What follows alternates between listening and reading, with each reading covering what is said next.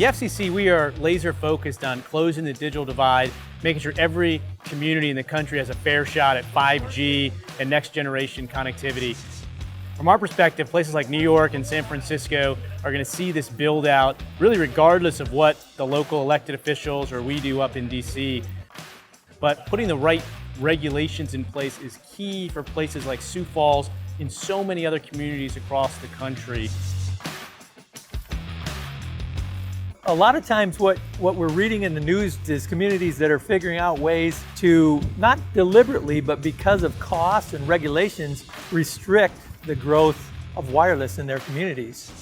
Communities like Sioux Falls, South Dakota, with that forward-thinking vision for smart cities, have decided to do just the opposite. Use it as an economic driver by attracting business in.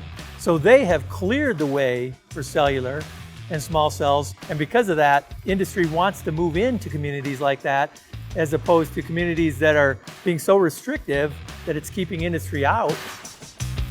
Mayor TenHaken has been such a strong leader to put Sioux Falls front and center. They've lined up an agreement now to accelerate the build out of small cells. And for us, that is a better measure of the finish line in this race to 5G. How do we get Sioux Falls and so many other communities across the Great Plains connected to 5G? In my role as mayor, what I'm trying to do is spur economic development, create good jobs, create a strong economy. Municipalities have to work with private providers, have to work with tower erectors, have to work with the private sector to reduce regulation, to put in ordinances that are friendly to business, and to make technology providers want to come here, want to install the technology needed to grow the economy. The moral of the story that we want to share is when industry and government come together to collaborate in a manner that will streamline deployments, it's a win for the communities, the states, economies, the businesses, and the citizens who live there.